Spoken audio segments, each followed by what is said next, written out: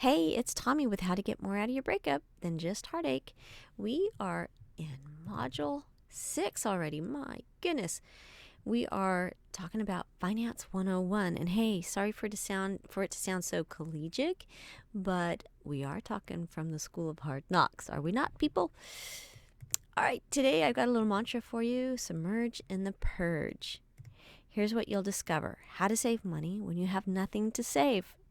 It's like, Rocky, watch me pull a rabbit out of my hat. And we'll submerge in the purge, and I'll show you how. So we'll talk about how to downsize, minimize, and prioritize. And I'll show you how to win big with the small stuff that's tying you down. Yep, you're kind of like that little Cowboys and Indians game, being tied down by the little stuff. All right, then we'll jump into saving. So I have a quick story for you. When I was a kid, my grandmothers, yes, plural, both of my grandmas used to give me and my sisters these little figurines for a birthday. Here's what they look like. They were popular little gift items for girls way back when. And they were like these little girls with angelic faces and numbers on them for your birthdays. And they were porcelain. So I think they're like called Joseph Originals or something. They're probably worth a lot now. Maybe 10 cents. I don't know. But I have to look. I haven't. So sometimes when we'd get them in duplicate too, because we'd get one from I'd get one for my birthday, and then maybe the other grandma would give me the same one, or I'd get one from my sisters passed down to me, so I'd get them in triplicate. So to say I got nauseated with them is kind of a fair statement. So that's how popular these things were. I don't know why, because it was always sort of a letdown, because as a kid, all you wanted was just toys, right? As soon as I'd get one of these figurines, I knew exactly where it would go, because my mom had my dad install knick-knack shelves in each of our rooms. So we had these little knick-knack shelves specifically for all these little glass figurines we'd get in our little glass-blown collection from Disneyland. We'd get things from there too. So to me, all these things were nothing but dust collectors, and you really couldn't play with them either. All they were good for was to look at. So every week when I had to do my chores, one of my chores was to dust my room. This meant taking all the knickknacks off my shelf one by one and dusting the shelf and the small knickknack. It was a laborious job, and I hated it. And I told myself I would never have a single knickknack for as long as I lived when I grew up. Well, fast forward, when I did eventually grow up and moved away, my mom had reorganized my room. And she came to visit me not long after I had moved out.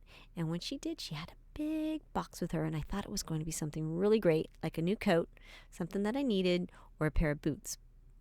When I opened the box, it was all the figurines from my old room, each one perfectly wrapped in tissue so as not to get chipped or broken in the move. Well, I thanked her like I meant it. Then, when she left, I quietly put them under my bed for probably the next 20 or 30 years. I think they're still under my bed now. Maybe I should go look. They might be worth something. Who knows? But to this day, people close to me know I hate knickknacks. No, that's sort of an understatement. Truthfully, I can't stand them. To me, they are clutter and a poor man's way of feeling rich. Okay, I might be using strong language here, and that last statement might be a little strong, but that's how I really feel about them. They have no place in my home. And to this day, I really don't like to dust either. Anyway, so why am I telling you this story? Well, to make a point. Things are just things. People get tripped over believing the more things you have, the more you own. But really, it's the opposite. The more things you have, the more they own you. You have to take care of things, you see, or you should. And if you don't, well, then you have broken things. And the more broken things you have, then it just becomes stuff, kind of like this. And when you have a lot of broken stuff, you need to fix the stuff, and it morphs into junk. Because, let's be honest, do we ever really fix all the broken stuff? All right, so now that I've soured you on collecting things and being a hoarder, let's get ready to purge and save some money. So, how do you save money, Tommy, when you have nothing to save? Well, you downsize. One of the first things you will realize when you become single is that you have a lot of stuff, and dare I say, junk that you need to get rid of, that you're just holding on to. I mean, you're probably hanging on to stuff. Maybe your ex left, his uncle's favorite boomerang with the favorite or famous stick of gum stuck to it or something. Who knows? It's just stuff that you're hanging on to because it was important to him or her or whatever. But you probably don't even realize you have so much stuff. Decluttering your life will give you freedom. It will even give you a feeling of control. When you are looking for money fast, you need to have a garage sale. So here's my advice on that. Don't be afraid to get rid of furniture. Here's why. You will replace it anyway. If you were one of those who fought for everything in the divorce, even the dog dishes, you will realize that all those things will be classified later as things from my first marriage. And trust me, when you go to serve a nice, big, wonderful looking piece of birthday cake to your next spouse with a serving wedge that you got from your first wedding, you'll probably lose your appetite for that piece of cake. Well, you might eat it like I would, but you know what I'm talking about, right? Yeah. So minimize, lose the stuff. You will just replace it later in your next life chapters. So I held a garage sale and sold off my kitchen table and chairs to make a few bucks. You might find your house sort of empty after your ex moves out, but trust me, you don't need all the stuff. Keep only the essentials, but then seriously take inventory of what you truly need. What you don't need, sell. Then use the money from the sale as you see fit. It won't be much, and you will sorely be disappointed by the wasted expense, but it will be good for you. You will see how it will cleanse you. It will be the start of getting your life back. You might be saying, yeah, sure, Tommy, that's easy for you to say. I don't even have a bed anymore, and you want me to sell my couch? Yes. Because here's why. Submerge in the purge. You are in the process of starting over. It will motivate you to live better and get you started on your quest to living well. It will force you to get creative and prioritize. It's twofold. It will also force you to rein in on a budget, and here's why. If you don't even have a place to lay your head, you're not going to be going out and squandering your money on feel-good purchases. So, purchases like a new truck that you can't afford. That won't even be a consideration. You see my point? When you need the basics, that's your priority, and they'll present themselves. And at the same time, you are getting rid of all the physical baggage. You are exercising you're exercising your split from the other person this way too. It is psychological more than anything. So it might cost you a little bit, but it's better than therapy.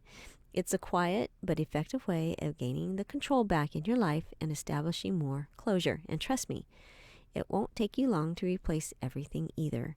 You will be motivated, and it will keep you focused. And eventually, your priorities will present themselves. I remember when, after I sold my kitchen table and chairs, and how the kids and I didn't have a place to eat anymore. So my priority was to replace it.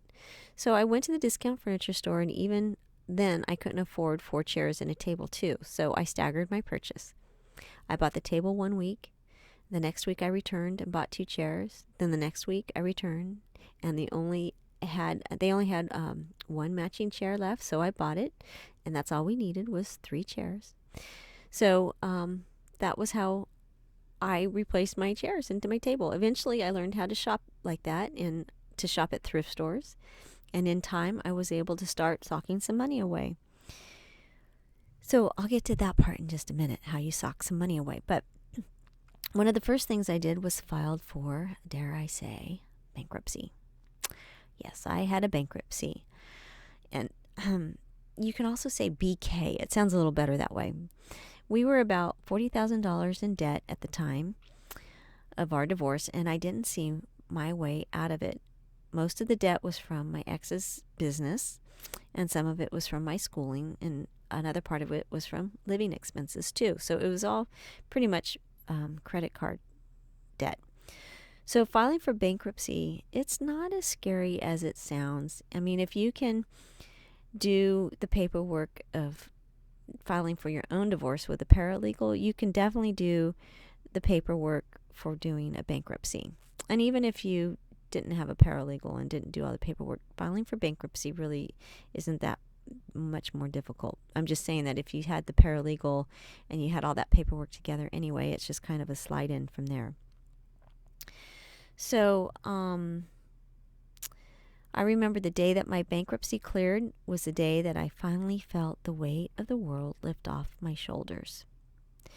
It was a turning point because from that day on, I couldn't have credit cards. I learned to live on cash and to cash flow everything.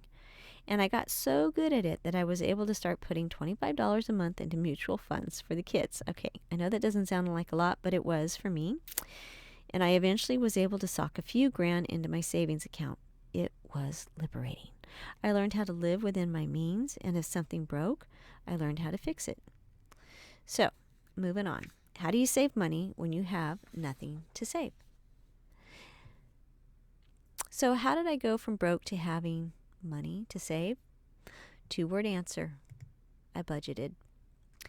You can too.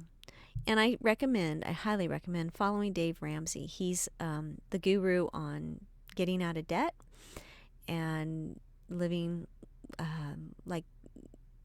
like a millionaire after that all happens. And he shows you how to get wealth after you pay off all your debts.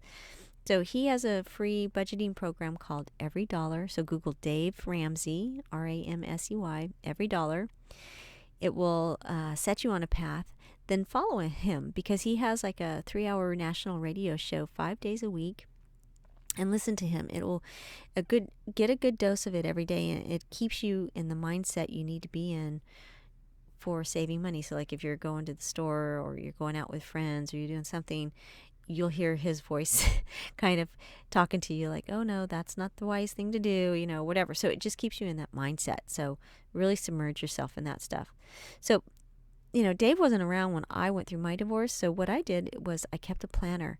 And at the beginning of every month, I charted out what I needed to save for that month, whether it was swimming lessons for the kids or a new outfit from the thrift store or whatever. But that's what we did. We shopped at thrift stores and consignment stores. I got into the weeds of my budget because I had to, and that's how it worked. So did I mention I only got paid once a month too? So when you're used to getting paid twice a month, you have to learn kind of to stagger your spending and to kind of be disciplined about it so that you don't spend everything the minute you get it. So having a budget and knowing what I wanted at the beginning of every month was really the key. Some of the tricks I learned when money was tight were pretty amusing too, and I'll share them with you. The number one thing I did was I put cash away, maybe $20 tops in an envelope, and I put it in the freezer, and it was called, guess what? Cold cash. I know, silly, huh? But it was really handy because it would save me, nowadays people don't really carry cash with them, but it would save me from having to go to the bank at the last minute for some school lunch or for some school event that the kids needed money for after school that they didn't tell me about, so that sort of thing. And then what else did I do? I started putting money in cash and other envelopes for an emergency fund for other things like, actually that was kind of my emergency fund, but I'd put cash in envelopes like for our entertainment and fast food. And when that money was gone, that was it. We couldn't do any more of those impromptu trips for ice cream or whatever. So another trick I learned was,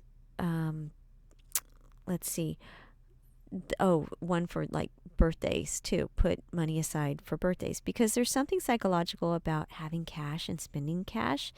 And I think it feels more real to see it and to hold it than if you use your debit card or credit card. So you really get to see what's coming in, what's coming out. So quick story.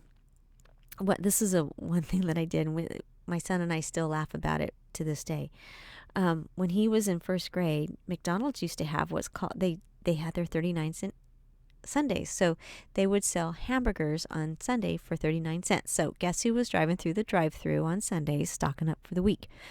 So I would go through and I'd probably get like 5 little hamburgers for his lunches. And I'd put them in the refrigerator. And so by lunchtime, they'd be pretty much room temperature. And he'd have one to eat for lunch. And all of his friends were like envious. They were like, wow, you get McDonald's every day? So Then when I got married, another little short story. When I got married, it was clear to me that my husband was accident prone. I mean, he could walk by a toaster or microwave and blow it out. You know, light bulbs would burn out when he'd walk in a room. He'd find the screw somewhere in the wild boondocks, and it'd wind up in his tires, and he'd get a flat tire. So he was just, all these little expenses were starting to add up from these little mishaps he'd have. So I'd have to get creative, and I created a fund for all these little mishaps, and I affectionately called it the Dumbass Fund. The Dumbass Fund was used to budget all these little dumbass things he managed to do. And we'd go on vacation and he'd end up hurting himself. So I always had to bring Vicodin and fund everything from the Dumbass Fund. So bottom line, get creative and have fun with this challenge. All right, so on that note, just remember, you can save money when you have nothing to save. The easiest way to do it is to get a plan. Create a plan to downsize the contents of your home. Minimize what you need to survive. Don't let stuff own you. Prioritize your spending and budget creatively. All right, well, thanks for joining me for this lesson on Finance 101, and I'll see you in my next video.